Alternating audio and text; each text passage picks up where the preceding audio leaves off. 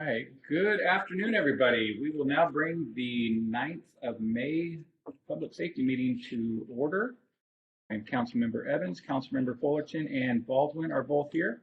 We'll start with business action items. I think we forgot to swap this around from last month where we did the reports first. But we'll go with the agenda. Business action items, AB 2382, Ordinance D 2382, Sky Island Drive parking restrictions. City Clerk. Code Publishing, thankfully, let me be aware that as of May 1st, that this part of the code for Sky Island Drive parking that we had restricted actually expired on May 1st. And the administration, along with Police Peter, is recommending have us install it and do it as a permanent. There are signs already out there that have already been paid for, put up.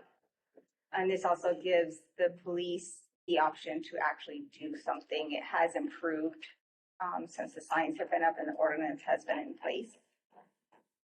I would agree. I remember Councilmember McClymonds had put the sunset clause on there to come back and address to see if post-COVID, it was still an issue. I don't see nearly as many as I did, but we also have the parking ordinance in at that same time. I don't have any issue with continuing this permanently. This is the same area that we were discussing that goes down the hill, basically. Yeah.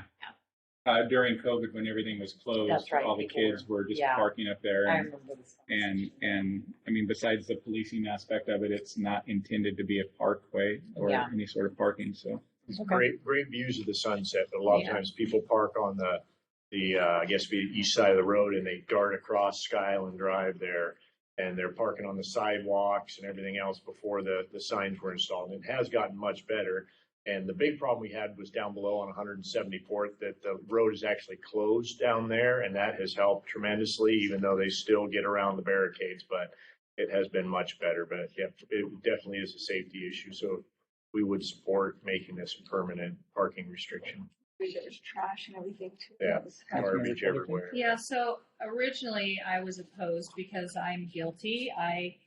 Before COVID, I was down there watching the sunset, and it's absolutely breathtaking. And it was like, why are you taking my one pleasure away? Because the only thing that I can do during COVID is watch the sunset, and now that's been taken away from me. I was pretty ticked off. Being that I live there. However, I made a few phone calls, and setting my personal options aside, I talked to the Homeowners Association, and they are strongly for keeping the signs in place. So I'm going to go with that, and I will support this. You can still watch the sunset. We were encouraging people to park at the park and ride, and either walk or ride your bicycles. That is a much better way to get there in a safer way. So you can still enjoy it. People just can't pull over and park next to the guardrail on the sidewalk and throw their garbage out. Chair? Yeah, absolutely. Okay. I would recommend it. Don't sit in the road. Don't sit in the road. If I recall, you made an offer It's to a park big, at your home. huge shoulder. Yes. I only charge $20 a car. So you can get a season pass. Okay. Oh, Pass. yeah. Yearly $32. Yeah. All right. Everyone okay with putting this on the consent agenda as well? Yeah, is this a renewal, or what do we got to do for this? I just need your permission for me to repeal the expiration and make it permanent. Okay. Is this something the whole council has to pass on a consent, or is? Yeah. Okay. Okay. Yeah. So just consent agenda for 2 weeks from now. Okay. Sounds great. Thank you so much. We'll now go to action item number 2, approval of minutes. Anyone have any issues with it? Right. So, having no objections, we'll approve. Or There's 2 sets. 2 sets? Is there something we need to adjust? No, last month I attached. Oh, that's right. Oh, yeah, because we couldn't Yeah. approve It's finance. a little hard Yeah. to approve them. Okay. Oops. All right. I Motion didn't see that. motion to approve as is. Mhm. All right. All in favor, say aye. Aye. Opposed, nay. Right. All right, well, now we'll go to reports. Item number 1 on reports, East Pierce Fire and Rescue, Chief Parkinson. All right, my report begins on page 13, and I'll start off with stats. And so your stats will look a little bit different. What you saw before was what would go to our board. Our board has gone to a semi-annual review of stats because they looking at it monthly doesn't tell us a whole lot about what's going on. So that's allowed us to get a little bit more refined and specific on Bonney Lake data. So what you see on page 13 looks somewhat like this. I'll just kind of give you a breakdown of what you're looking at. So top set of boxes talk about Station 111 First Due area. So that's the city of Bonney Lake, but it also extends beyond the city. Where the boxes down below say City of Bonney Lake, so that's exactly what's going on within city boundaries. So looking at those lower boxes, then it breaks down the top half of that lower left box breaks down priority and all responses. So priority being the ones with lights and sirens, all responses being a blend of non-emergency responses. And so really what we're looking at there is what our travel time is. And so how long does it take us to get to an incident from the time we put the vehicle in drive to the time we set the brake. And our goal within our urban areas, which for us is any of the incorporated cities, so Milton, Edgewood, Sumner, Bonney Lake, is to be on scene within 8.5 minutes with the first unit. And so kind of midway down there, if you look at City of Bonney Lake, priority calls and travel time at the 90th percentile, it says that we're at 7 minutes and 11 seconds in 2023. The number above that, where it says 90th percentile response, takes into account what we would call turnout time also. So the time between when we're notified by the dispatch center and actually get on the vehicle and put it in drive. And for that, we try to have a 2-minute standard for getting out the door at the 90th percentile. So, and then at all responses in that same section, the total for travel time, 9 minutes, 11 seconds.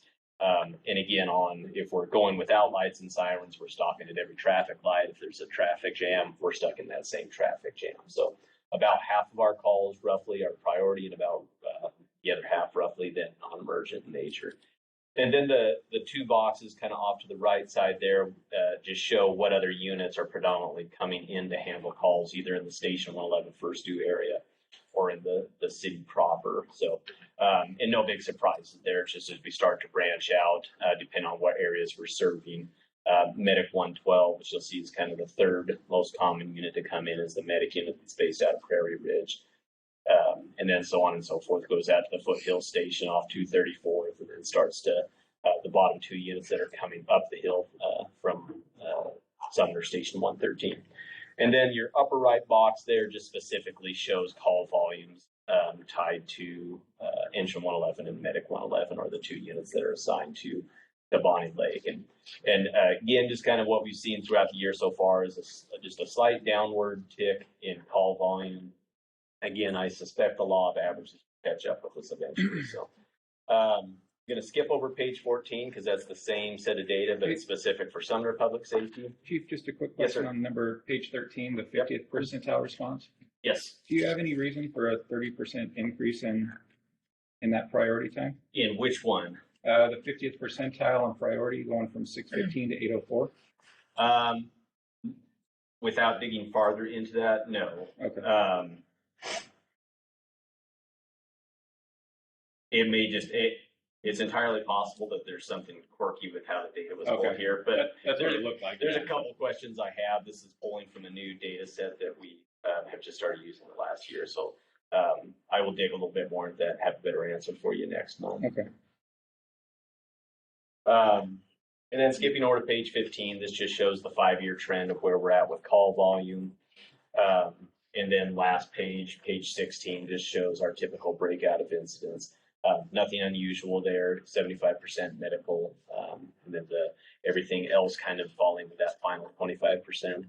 And then as far as general report, since our last public safety felt like it was just a few weeks ago, and since I spoke to you just last week, or it felt like just last week, I'll make it really brief on just things that have kind of changed since last time you heard me speak. Number one is next week we'll be doing a recognition to some of the Bonney Lake High School staff who took part in saving the 15-year-old who was in cardiac arrest last week. Kids up walking and talking from everything we know, because he's coming next week. So Yeah. outstanding job by staff. I assume police responded to that also. And we actually just came in at the tail end. He was already talking by the time we got there. So did CPR for a number of minutes and actually delivered a shock. So the system worked and worked well. Just as far as recruitments go, I mentioned last month that we do have our recruitment for our fall class. Right now, we'll attempt to get 13 personnel in. Probably will be unsuccessful at that, but then also in the next week, we'll be kicking off our winter recruitment. So that's for the first class of 2024, but we're starting that recruitment early. So that'll be roughly the same size class, another 10 to 15 personnel in that one. So trying to keep up with the demand and turnover due to retirements. Yes. What is there a date on that 15-year-old? That one, so our board meeting is on Tuesday at 7 o'clock over at headquarters. And then the school district is doing a recognition the following night. Is that 7 p.m.? Yes. That's what we sent today? Yes. Okay. We have council on that. So. Well, if we play our cards right, we can get out of here. But if not, there also is that option with the school district. I know they're doing- Wednesday, school And district. I believe they're at 6. I'm double booked with Sumner Public Safety that night, but I've got somebody going in my place, and I'm That's pretty at sure 6 p.m. I'm pretty sure it is. Yeah. Wow, that's shocking. Yeah. No pun intended, but yes, Just it one is. try. So is a good save. And then just last item, just nothing new to report on stations other than they're progressing on schedule, and specifically our Bonney Lake station. We're still thrilled with our contractor there. I can't say the same about all of our stations, but that one in particular, extremely happy with the work that they're doing there. So if there's any questions, happy to answer them. All right, thank you, Chief. All right, we'll go on to item 2 of reports and presentations, page 17 in the packet, Bonney Lake Police Department monthly report. Chief Jeter. Thank you. You'll see our report there. Probably one that I'd like to highlight is the very first one, suspicious vehicle where officers located a vehicle in the parking lot with the driver passed out. Not an uncommon thing, unfortunately, anymore. And the observant officer, which is one of our new hires, noticed there was a pistol next to the subject. So obviously you got to be careful when you wake somebody up who's got a firearm next to them. But turns out that person was a convicted felon. They were able to safely take him into custody and get him charged with felon in possession of a handgun. Had some DUI arrests. Some people ran from us. I know, hard to believe. And one of the big issues we're having is the old medical building, Wood Creek Pediatrics, right there on 198 by the senior home. It's just getting destroyed every day. People are going in there. All the windows are now broken out. People have pretty much stripped all the wire and plumbing out of it. We've been trying to get the owner to secure it. They secure it. It gets ripped down and people living in it. So I think the 22nd of May, they're scheduled to start demolition finally. And I know Jason Sullivan's working with them on permits for that.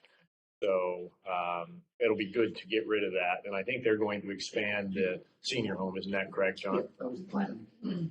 And you probably may or may not have noticed that there's a lot of robberies of Bigfoot Java stands all around the city have been getting hit, but luckily ours has not. There was 2 more last night, one down in Alderton on Highway 162 between Sumner and Ording, and then one in Parkland. I think last week there were 7 of them. So our officers have been providing extra eyes on the Bigfoot Java, and they seem to be at the 3 or 4 in the morning time frame, some time in there when a lot of people aren't up yet. So they're obviously trying to hit them at a lull, but thankfully ours has not been hit yet. They're being hit while occupied? Yeah. Yeah. 'Cause it's 24 hours.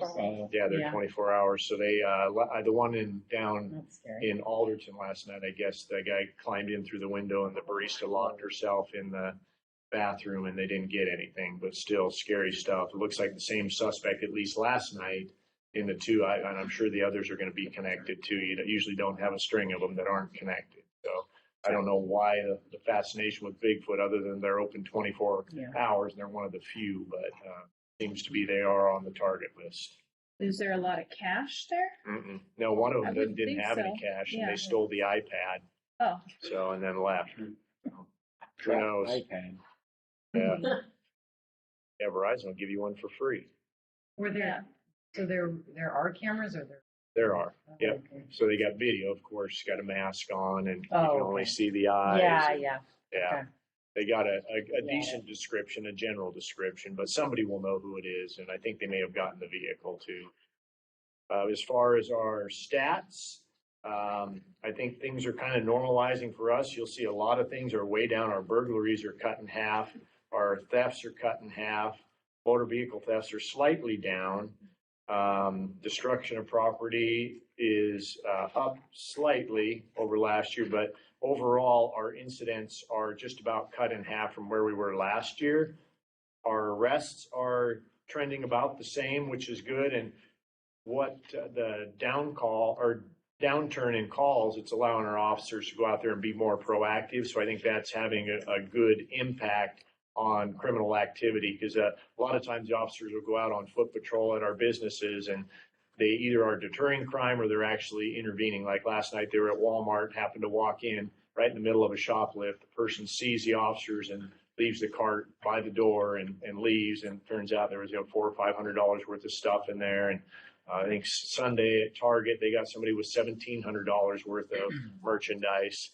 So the officers have been doing a really good job. And also our traffic numbers are heading back up. So our officers are being a little bit more active out there, trying to slow people down and trying to stem the road rage that's going on and things like that.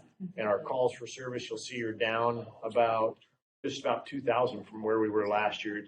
Kind of normalizing, because last year was definitely an anomaly for calls and the officers were very busy, but I know they've been working hard, and I attribute a lot of the downturn in crime just to the officers being out there and being active, and the word getting out that if you come to Bonney Lake and you commit a crime, you're going to go to jail. I'm sure you will see our jail bill for the last couple of months. I think we just signed another one for SCORE for $54,000 for last month. I think it was $56,000 the month before. That's just one of our jails. I think it was $7,000 for Pierce County and probably 8 or 10 for Puyallup. So definitely trending higher. And I know Dina's probably seeing it in her office too, that our officers are definitely being very proactive, and the word's getting out. Probably every time we book somebody in the jail, they're not from this area. They're like, we're going to jail for this? Yep, you are. Welcome to Bonney Lake. Make sure your friends know. So hopefully the word's getting out.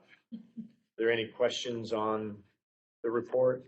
The one that stands out to me, or one of them, is the destruction of property and vandalism down significantly. Is there any tribute to that? Is that just COVID's over and now they're busy again doing?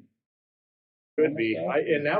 I don't understand why it spiked in the first place, why people were breaking things, but it just seemed odd to me that it spiked, and I don't have a reason, just like I don't have a reason for the downturn. Maybe people are more mellow now this year. I don't know. Theft is down drastically.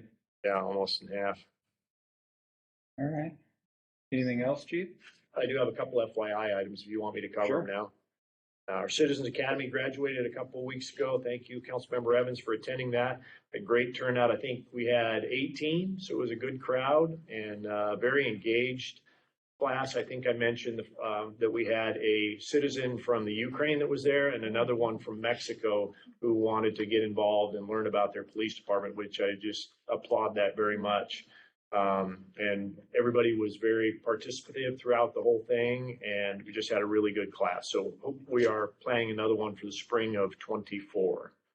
Awesome. We did drug take back a couple of weekends ago and got 85 pounds of unwanted prescription. Wow. So it was a big haul for us. And I mean, if we didn't do that, that's going to end up in landfills. It's going to end up in, teenagers' bedrooms or in our water supply. So a great job on that. Having that kiosk there has been really beneficial, but doing these take backs. And the other thing is DEA sponsors that, so it doesn't cost us anything to dispose of it. So we just ship it up and send it to the DEA and off it goes. So another successful. What's the range then which you got those 85 pounds? What was the range? Yeah, is that like 1 month or is that for the year? Or? That's for the take back for the day. For the day. We took that was 1 day? She took in 85 pounds, wow. Yeah. Yep. Our newest officer, Officer Roderick Raimundo, started the academy April 25th. I haven't got any notifications that he's been kicked out, so I'm assuming things are going well, but I'll give him a call this week. They switched to a 4-10 format, so he's in the academy Monday through Thursday, and that gives some more time with the family and more time to study on the weekends. Longer days, obviously, but they're trying it. It seems to be working well, but I'm going to check on him this weekend to see how he's doing. but he has not reached out that he's needed anything, so that's good. We have our next Coffee with a Cop event scheduled for Thursday, June 8th from 10 to noon, and then another one from 4 to 6. That was June 8th? June 8th at Lamppost. Okay. And what were the times again? 10 to noon Okay. and 4 to 6. Great. Cool. Anything else? That's it. All right. Does anybody have any questions? Just to piggyback off of the Citizens Academy, I also went to the law officer or law Memorial. officers Yes, memorial. thank last you. I week. heard. I heard it was very nice. It was. They did a really good job. Beautiful church. That's your church, right? Yeah, I was there too. Oh, you made. Oh, okay. I was on the other side of it. Oh, okay. Mhm. Yeah, when Tom and I got done, we started looking for you guys, but we weren't sure if you'd got in behind us or out ahead of us. I told Assistant Chief Boyle to save spots. If he didn't, let me know. He'll be dealt with severely. Well, he didn't have a spot. Tom, he had to use one Tom saved for Oh, us. see? Yeah, Wow. it was a little. He and it I was got a there right small around the one. same time. We came up the back way because we live near each other. Oh, Yeah, it was horrible getting there. I did meet, I think it's Brian Watson Watson? Yeah. Oh, he was there too? Mhm. and He Vance was there. Oh, very nice. Yeah. And then Buddy, Sergeant Malum, was in the honor guard too. Yeah. Mhm. McClymans was there as well. Oh, was he on the far side? It looked like I saw Yeah, someone we over were there. like way over there, Oh, and I okay. happened to look over and I saw you guys like I kept looking through some It heads. almost looks like Kelly. And I missed it. And, I mean, Buddy's I was gonna right. go and- Buddy's a big guy anyway. When you dress him up like Dudley Doolittle, Yeah, it makes him look even more monstrous. yeah. He's a mountain of Or a Dudley man. Do right? I, I have a question Sure. for the chief, well, and also for us. Didn't we pass an ordinance for, like drug use in the last couple of months? I was going Okay. to address that. Okay. Do you want me to address that now or open discussion? I will defer to you. Okay. Can we do it? Yeah, we open? can do Yeah, open. let's do an Okay, open okay. discussion. Okay. I have a Blake fix update that Perfect. Yeah. goes into, so thank you for Yeah. asking. Yeah. All right. We'll continue on to reports and presentations.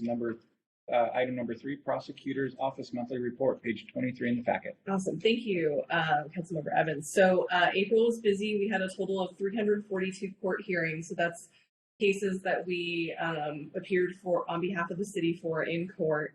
We had 22 arraignments. So those are new charges filed against a defendant. We had 100 pretrial hearings. So those are cases that are in pretrial. A disposition hasn't been entered yet. So getting into court, representing the city.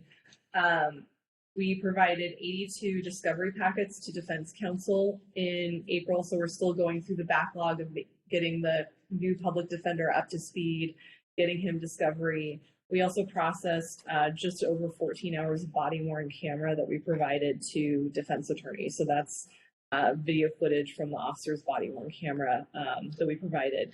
Then I also attended the WASAMA conference. That's the Washington State Municipal Attorneys Association conference. That's a 3-day conference in Blaine. And I was also on the body worn camera panel presentation because there's actually some cities that still don't have body worn camera and are still in the process of getting it. So I was on the panel of 3 attorneys that talked about that and gave tips for the future for that.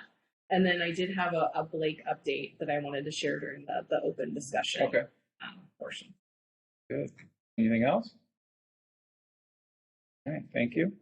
We'll go on to item number 4, the Emergency Management Report. Regine? Okay, thank you. So I think the big thing for May is just that May is Volcano Awareness Month. We're coming up on the anniversary of, Who's not aware of volcanoes? I know, right? Just in case. The anniversary of Mount St. Helens eruption. So that was in the report this month. We, April continued to just be a whole lot of work behind the scenes for things coming up. We've talked about it in the past, but our comprehensive emergency management plan is outdated by about 16 years. So we are in the process of working through starting the update on that. So we had a planning meeting with our EPIC counterpart here with our leadership weeks ago. days are starting to run together. So we got working on that for our Bonney Lake component, so it was good work.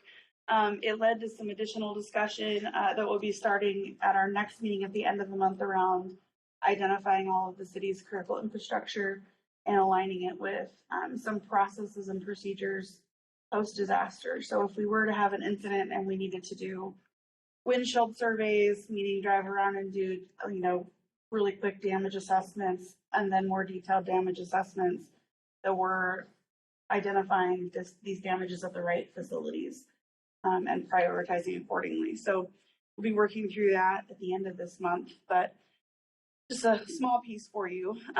We also had some additional planning meetings. We're heading towards that big exercise that I mentioned to you guys on July 27th for the mass care and sheltering exercise.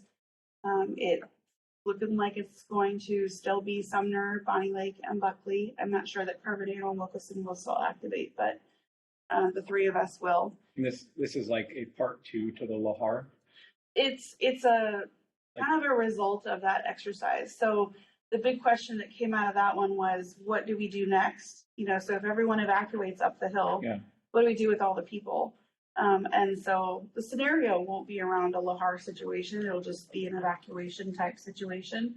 But the EOCs will have to coordinate with each other and determine how to handle such a large influx of people coming up the hill. So if they have to shelter them, feed them, any needs that they might have, what they'll do to work through that. Okay. So that'll be the focus of the exercise.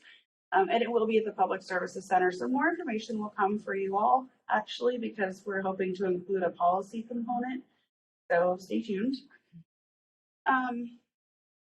We actually just last week, I finalized getting all of the supplies. So we have a secondary EOC location now in the panorama room at the Public Services Center. Oh, okay. And so there's a closet over there that Ryan and I worked to identify to fill with supplies. So it's basically situated almost identically to the one over here at the Public Safety Building. So if we had to relocate over to that site, we would have everything that we need to operate over there as well. Okay. And then finally, I'm really excited actually to let you guys know that in the fall, we will be hosting our first CERT training, which is the Community Emergency Response Team. I told you all we just completed the first one in Puyallup about a month ago now.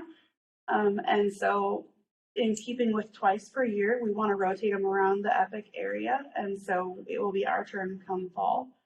So we still have some work to do to identify the dates and exactly location, where we'll hold all the classes, but that will be opening shortly. And you guys have, I didn't see it on here, but maybe I missed it. When is the Lahar training? Next week. Next week, okay. Yes. So we fly out on Sunday. Mother's Day. I know. I'll leave you with the 90 degrees. To go back there in 200% humidity. So yeah, we fly out on Sunday. We fly back on Friday. So the training is from Monday through Thursday. And it's 65 individuals identified from around Pierce County and actually also agencies such as USGS, the Cascade Volcanic Observatory Agency, the state, some federal partners. So, and we will be testing the Pierce County volcano response plan. So we have been asked to present on the East Pierce Lahar Rapid Action Plan that you all have seen before. Awesome. But Do you have anyone going from that? Zane Gibson Yep. representing okay. us in Central. Do you know if all the City of Bonney Lake people that are going met the prerequisite requirements ahead of? They did, okay. That was one of the things we had asked about and when we approved it to make sure that was all handled. Yep, we actually have a final meeting for it this afternoon. So. Awesome. Well, thank you so much. Anyone or any questions for her? Mm-hmm. All right. All right, we'll go to open discussion. Item number 1, school zone automated enforcement. Chief Jeter, page 30 of your packet. Yes, you should have that. Was completed a month ago, and I apologize, the vendor could not be here. So I will try to interpret this data for you, but as you know, I am but a humble cougar, so math is not my strong suit. But if you take a look at it, the bottom line is definitely we have issues in our school zones with speeding vehicles. If you look at Bonney Lake Elementary School, there was an average of about 435 and a half. Don't ask me how they get a half a car. She explained it to me, but anyhow, about 435 a day that are over the posted. Their breakdown is 26 to 30 and then 31 plus. So you can see how many were in that 26 to 30, average 151 and a half a day, and over 31 was 167 a day. So that's quite a bit. And the highest speed you can see is in the mid 40s there, and that's on Locust. There's where the camera was collecting the data is located on that sheet for Bonney Lake Elementary School, and it looks like it didn't make a difference, a whole bunch of difference, whether it was north or southbound, except for northbound was a little better in the morning. So that's Bonney Lake Elementary. Emerald Hills, if you go, kind of similar there, average of 461 a day. And the 31 plus, that's one that's scary. That's average 300 a day. Wow. Over 31 miles an hour in that school zone. And you'll see this one is on South Taps, and it's going to be just kind of southeast of the school there on South Taps. And then she actually put another one a little farther south. And that one, Emerald Hills, that one was 1,359. So that quite a few there. And again, that one, the majority were the 26 to 30, average 534 a day. And these were only there for 2 days. She had them there for 2 days. And then the 31 was 237. I think the difference being is it's right at that corner. So people are naturally slowing down for that corner. Then when they make that corner, they tend to accelerate when they go in front of the school. So that's Emerald Hills. The next one is Mountain View Middle School. So be ready for this one. 2,294 violators. Average of 31 plus was 880 a day, and 26 to 30 were 773. So quite a problem there in front of the middle school, high school, and you can see where that one's located, obviously right between the two of them. So, and that was the one that we were most concerned about, just because of the volume of traffic it gets and the kids that are walking to school on that very busy road, and it's 25, and every time we put our radar speed sign out there, it's the 85th percentiles around about 38 miles an hour. So definitely pretty high over the 20 for sure, and the 25 if nothing else. And again, she only put these out during times when we would be citing people for school zone violations, when it's 20. It used to be when kids are present. So it would be, I think it's about half hour before, 45 minutes after school. Are the lights flashing at this time? They would be, yes. Okay. Not all of our school zones have flashing beacons. This one does not have anything. Oh, okay. We did get a joint project with Pierce County. Councilmember Morrell chipped in some of his budget to get some installed. They're not in yet, but if we do decide to go forward with this program, this is part of the program, is the flashing lights would be at each one, and they would be, that's how you would know when it's being enforced, is when it's flashing. So people would know when it's being enforced. And then the last one that we did was in front of Bonney Lake High School on 104th, kind of where the side where the stadium is, the football field, soccer field. And that one was less of an issue there. Obviously, because it's right after the road starts and a lot of people are turning into the school. So it didn't have quite the same impact as the other ones, but still significant that 156 a day were 31 plus over the 20 mile an hour speed limit. So that is the survey. The next step, if council is interested, would be getting a quote from the company to see what a program would cost to get started. If that's something that this group would like me to do, I could certainly do that. Or if you would like to take it to a workshop and have the entire council discuss it. I don't know how council feels on automated enforcement. I know there are some pretty strong feelings, whether it be red light cameras or automated enforcement. But to me, it's definitely a safety issue, and it's 100% preventable. It's not like we're laying in wait. It's not a speed trap. You can put your foot on the brake and decide not to step on the gas and recognize that these are school zones where kids are actively present. So whatever the council's desire is, we can certainly do that. If you just want to take this under advisement. In our previous conversations, and hopefully I'm not mixing up two things, I don't think I am, but when we were talking about automated enforcement, I think there was discussion on companies being out there where they would basically be managing, right, managing the machines, I guess you will, and then something about the city being able to, I can't quite remember, but that it wouldn't be a high cost to the city. Still required a commissioned officer of our city to issue the ticket. To review each one and issue it. Yeah. But Okay. I believe we have the capacity to do that with our current CSOs. So we have 3 CSOs now, and between the 3 of them, I'm pretty confident that we could absorb the volume between that. And if they're not available, we could have an officer or one of the chiefs do it. But it's the next part would be to see how much it would cost us. And Yeah. my guess is, looking at the volume, it's not going to cost us anything, because it doesn't cost us anything to install the equipment or monitor the equipment. It's all based on revenue from the fines and okay. forfeitures. So my guess is that the city would experience a revenue from this. And again, we could talk about whether they handle it or whether the court handles it, how that's done.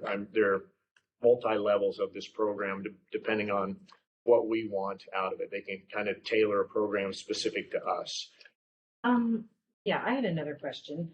I think it's interesting kind of the location that they placed for Bonney Lake, because I do agree with you. I think in that area, if you're trying to lift those speeders, Elementary or high school? and for the high school. Okay. On 104th. Yeah.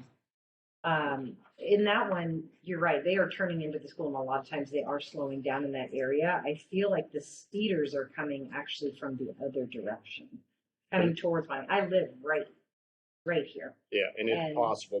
The problem is the school zone is established based on where the school is. So we can't extend the school zone to where, outside of the school zone, because it's supposed to be right where kids are entering and exit the schools. Okay.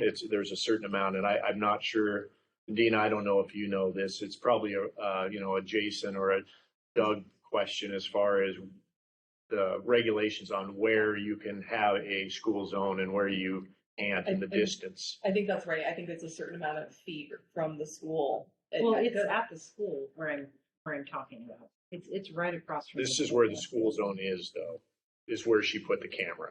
Where the established school zone that we're allowed to have is where the camera They're only was. a couple hundred yards typically, right? The school Yeah. zones? Yeah. Yeah, they're not very long. Okay. But right where she put it is where the school zone is. It's so not we can't. necessarily the border of the school property. Correct. No. Yeah, and we can't extend it. Just and I agree with you. The problem is farther down the road. Oh, yeah. So Done it down that road. yeah, and the problem for us, especially on 199, there's not a lot of place for an officer to sit and work radar. And the same with 104th. We don't have the driveways and the sidewalks. When we had the motor, we could put that a little bit easier up on the sidewalk or on the shoulder to navigate. But with a car, it's a little more difficult. Yeah, so will the signs be marked kind of ahead of time saying, speed cameras ahead, Yep, caution? It or has something to like be. that? It has to be. Entering an automated enforcement, and then it will be flashing that says when that it's it's active when these are flashing. Yeah, and by law you have to have the warnings ahead of time that you're entering an automated enforcement area. And then what type of a violation is this? It's like a parking ticket. Okay. And I think establish what the penalty is. So, and I don't know, I've heard that the average is around $200, so it's not a cheap parking ticket, but it does not go on your record, on your driving record, not reported to insurance. So. Is Novoa Global who you used in Charlotte?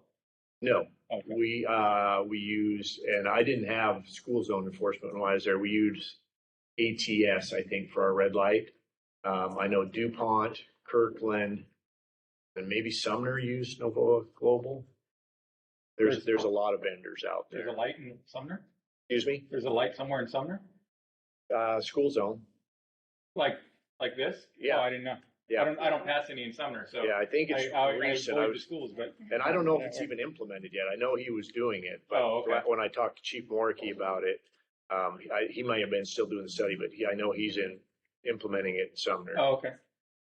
I imagine it'd be, near Daffodil. I would think. Yeah. That's And right. probably near the high school Yeah. too. I would imagine on Main Street, they get a fair amount there too. All right. Chair Evans, can I ask a question? Sure. I'm a supporter, first of all, of the cameras. I think it's great to have people slow down. I saw some of those people were going over 50 miles an hour. But and with the someone from the prosecutor's office here, when I was in Seattle, one of the things that people started to learn that because, like you said, the ticket goes to the car, not to a driver, they just started saying, we don't know who was driving our car that day. And then after 2 years, the city just wrote them off. Has that been resolved? Are cities still I don't doing? think that's been resolved. No, You they just, still you signed do. an affidavit saying that the registered owner wasn't the driver and Yeah. It gets, And like my car was taken that day and I didn't Kind know of. where it Or- was. or you had a- Basically. If you- yeah. Yep, so that's the lady that I talked to said that still happens. Is it And issue? the collection rate, I don't know that she has a percentage, but it's not near 100, I can tell you that. Closer to the other way. So, I mean, you get the honest people that pay it. Yeah. And other people just send an affidavit. You used to have to identify who was driving, but they found that unconstitutional. Unconstitutional. So you can't do that anymore. And it's So still a deterrent. I mean, the idea it is is. you and see I- it. Yeah. And that's the whole idea is this can't be a revenue maker and I don't want to look at it like that. No. It's about safety. And like you said, especially on 199, we've tried everything we can to get people to slow down on that road. And we get complaints, as you guys know, all the time on that road. And unless you have other solutions, I think this would be a good one, specifically for that road, but all of them. And once you get people trained, the vendor told me we would see typically about a 70% reduction from these numbers that you saw, which is pretty significant. Yeah. So, I do have one more question. I know it probably has everything, budget and things like that, but is there a plan to have another motor officer? I know the other one had retired, right? right. Yeah.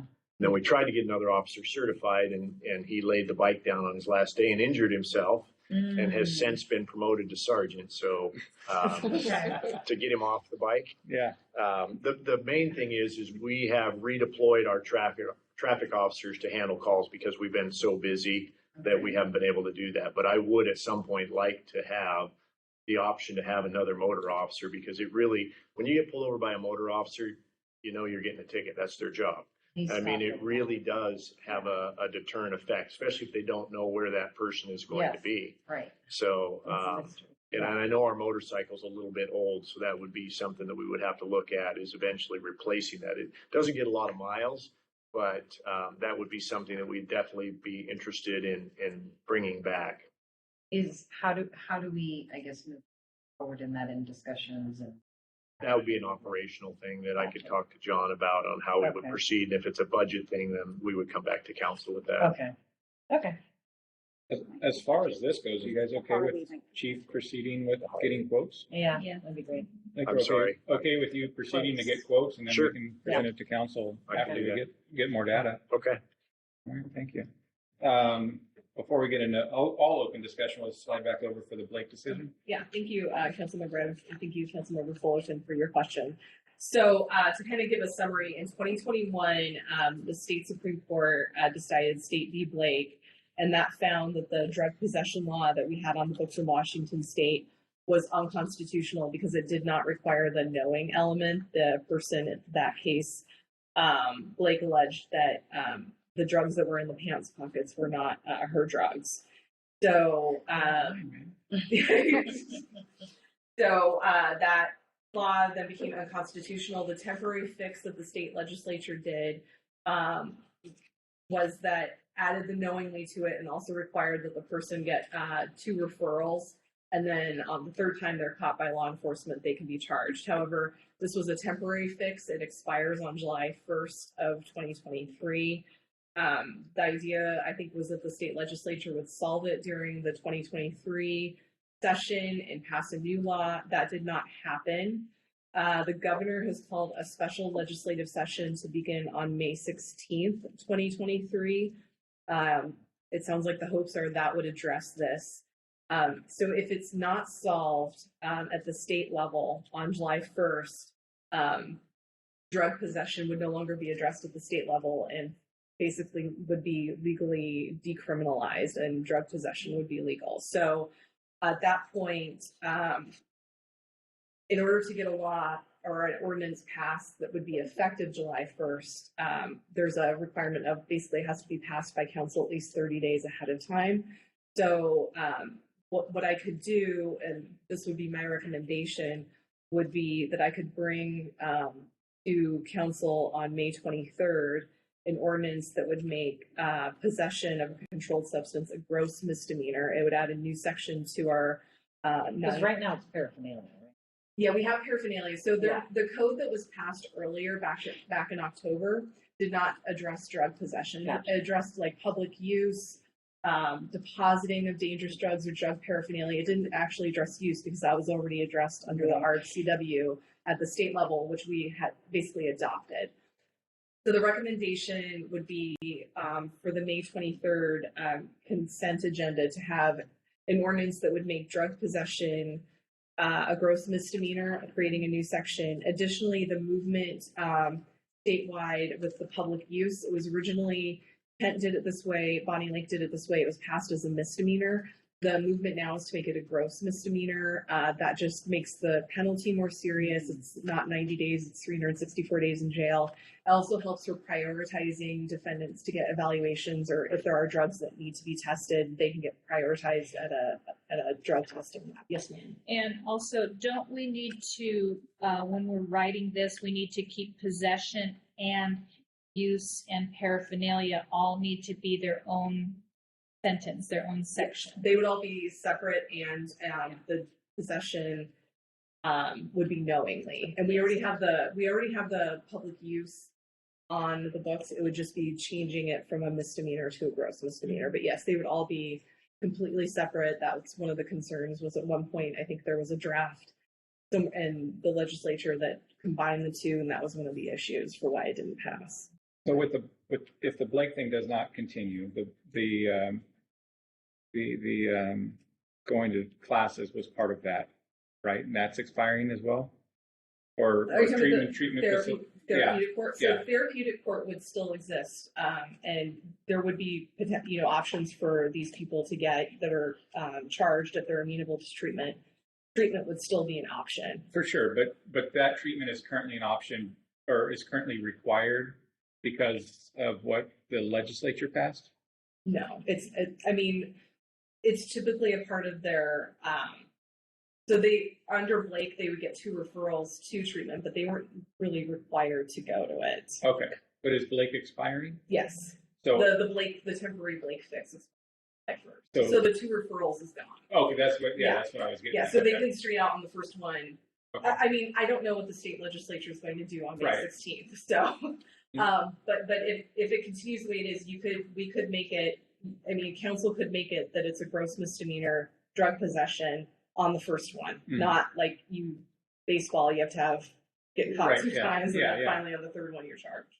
I know there was a time where Pierce County didn't prosecute anything that was a felony at the time under a certain amount of grams or ounces or however the drugs are dispersed.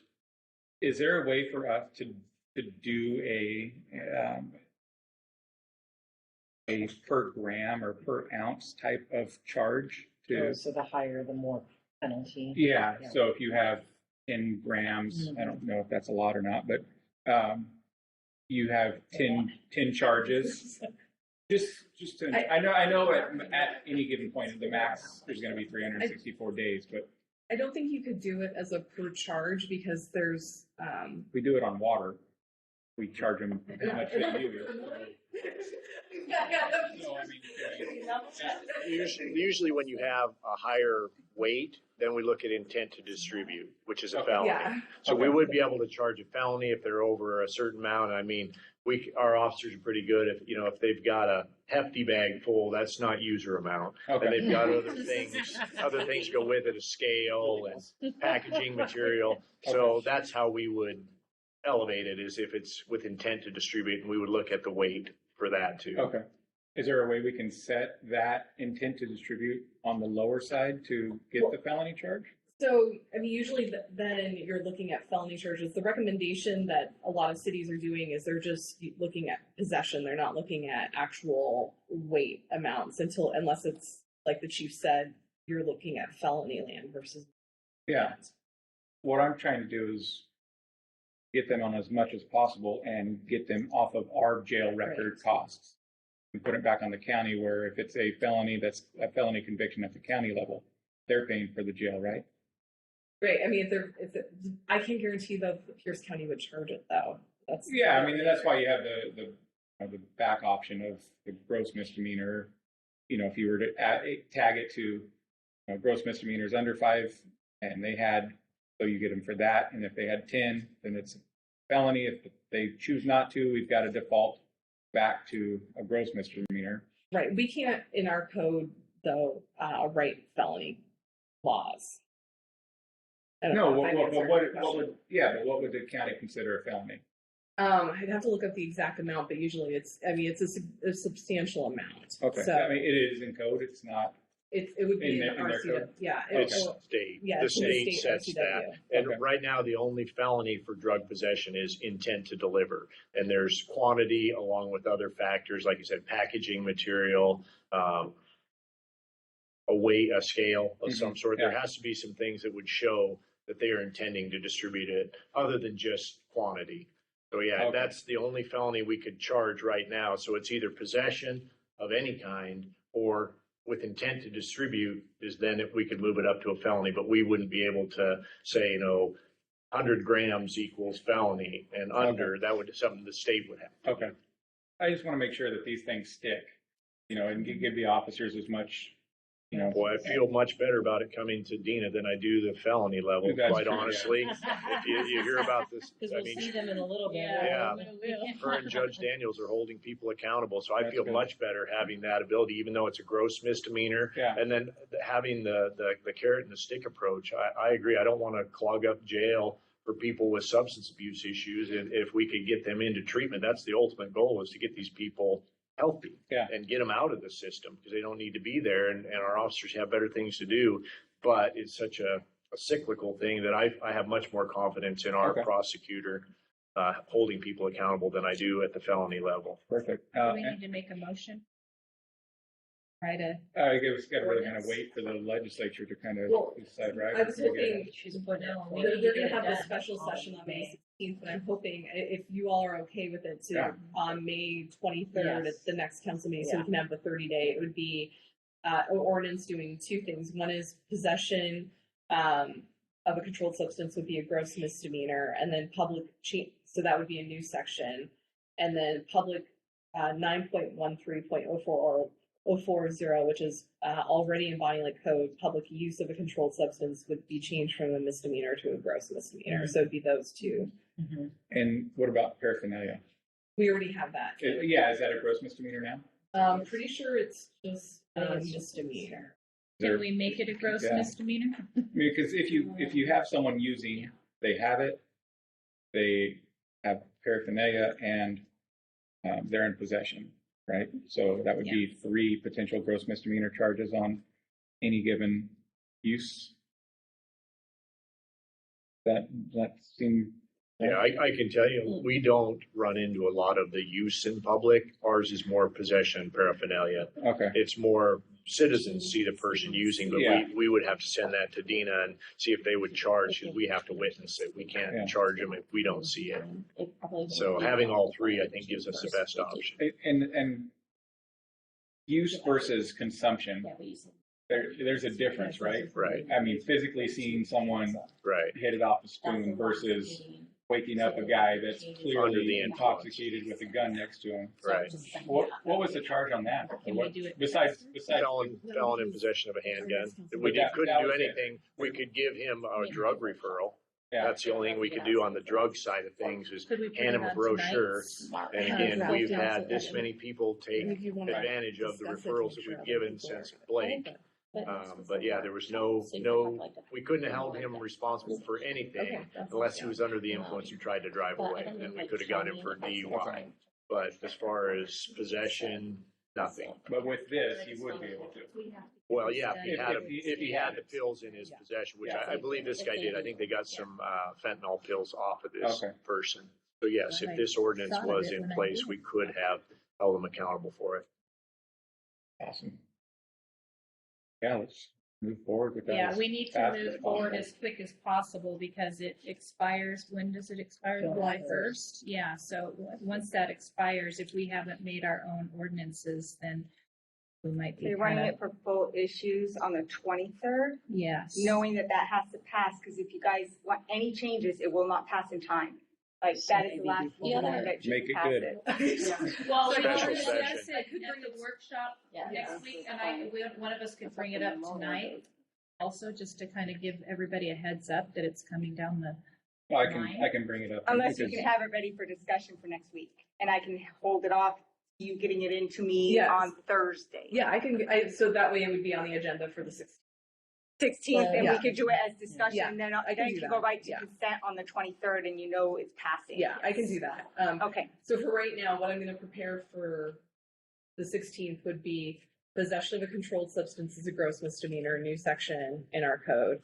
Public use is changed from misdemeanor to gross misdemeanor, and paraphernalia is changed from misdemeanor to gross misdemeanor.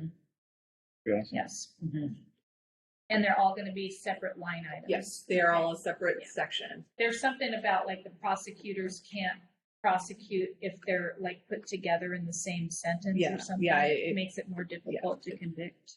And then this would just be in place and in the event that the state legislature fails to do anything, it auto kicks Yes. in on the first. Right, and then, and we should know by the 23rd what they're doing, because they're meeting on the 16th. And just because the governor calls it doesn't mean they have to do it, right? I mean, they could still meet, and it could be like what already happened and nothing Yeah. passes.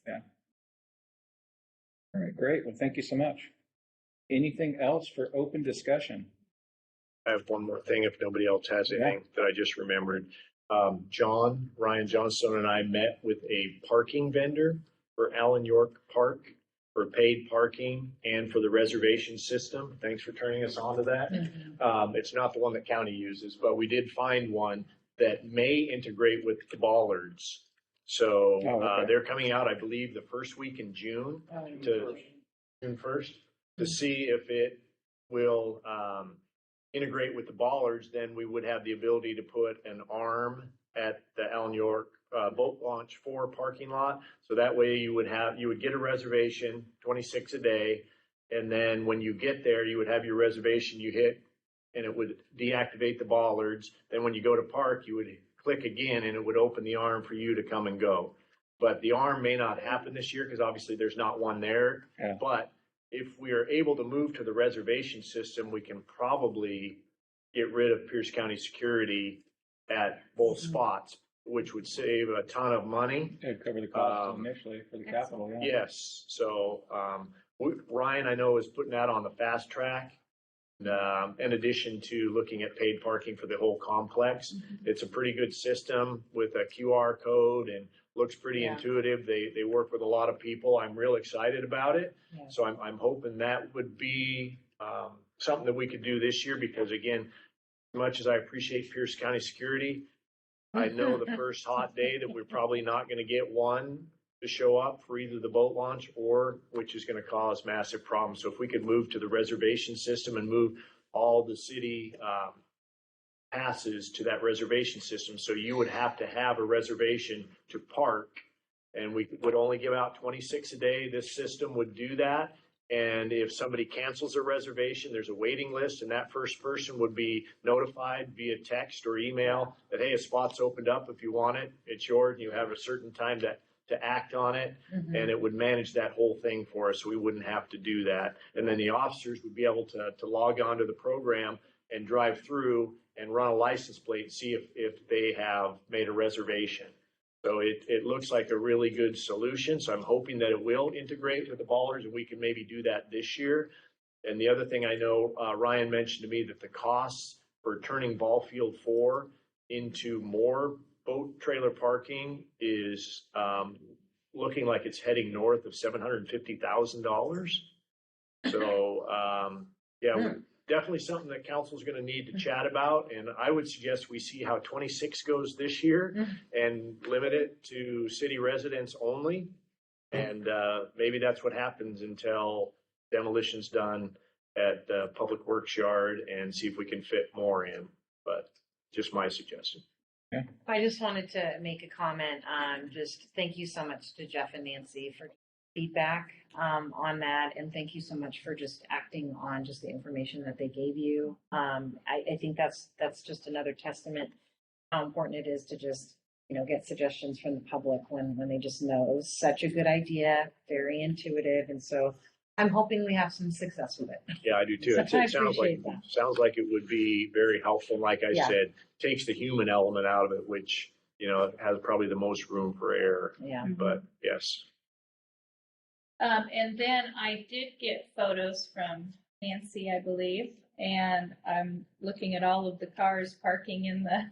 They were just having a great time in there, weren't they? Yeah, the sun wasn't even out. In the boat launch parking, but of course, boat launch is not open yet. It so is. it is now. Yeah, it was at the time of the picture. Yeah. Yeah. Luckily, it wasn't a very nice day this weekend.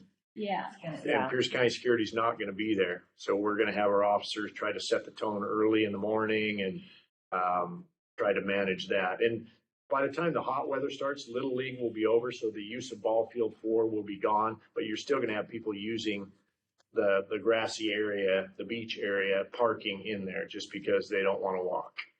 Yeah, the first concert in the park's gonna be interesting too.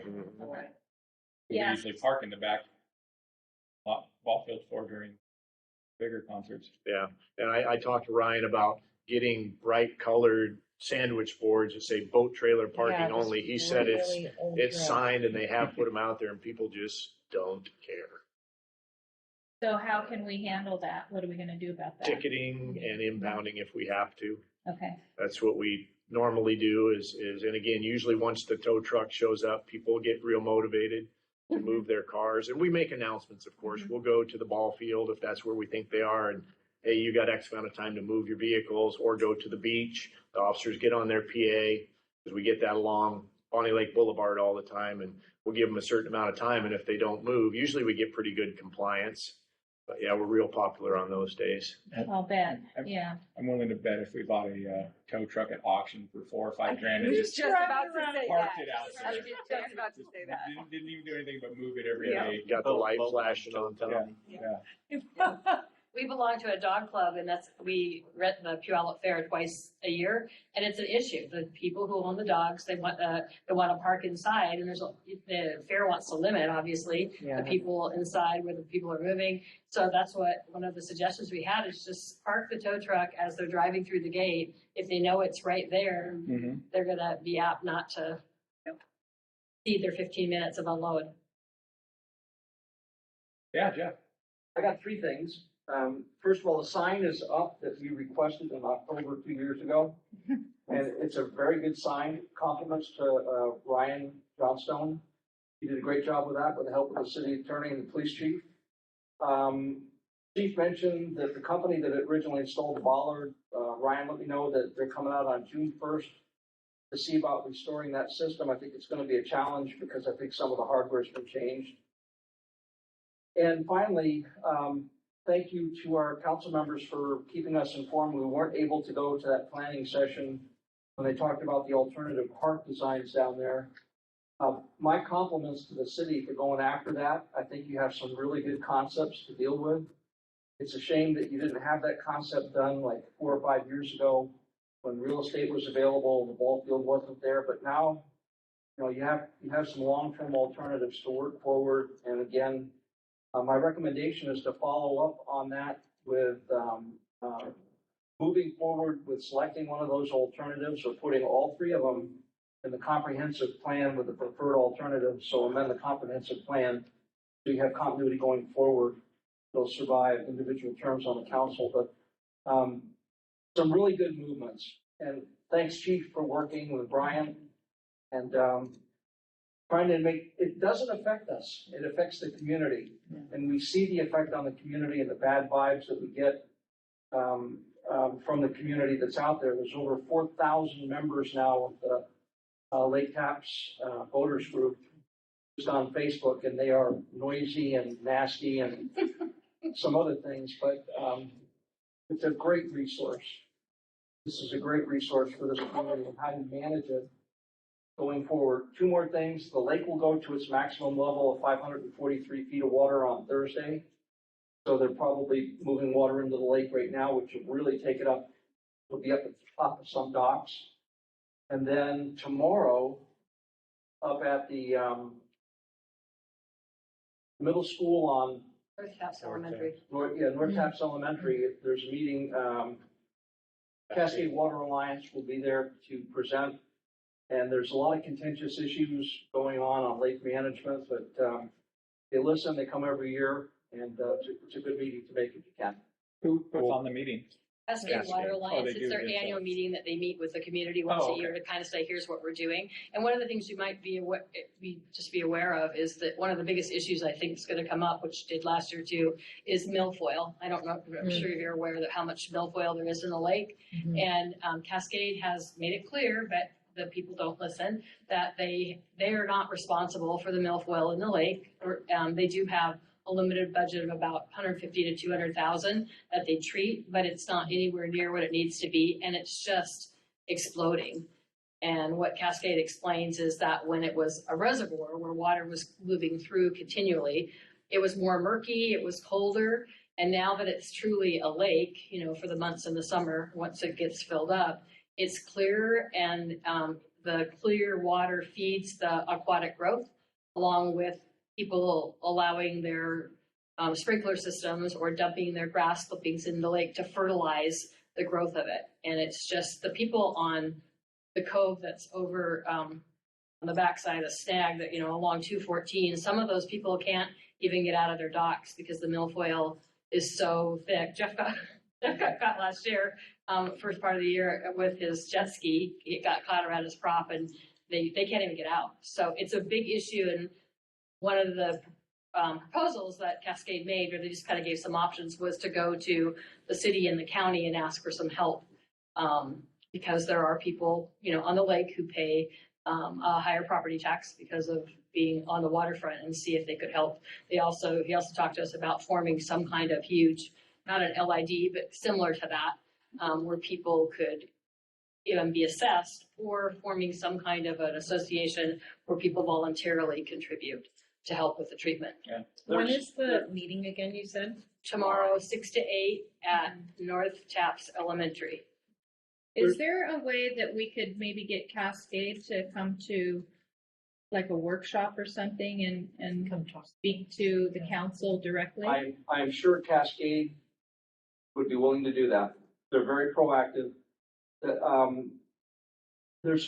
Because the agreements go back to the transition between PSE, Cascade, there's a whole series of agreements about who's going to do what and what the relationships are of the parties. And I think for the council, it would be a really good idea to ask Cascade to come down and discuss what that partnership and responsibility arrangement is. It's a good idea. Yeah.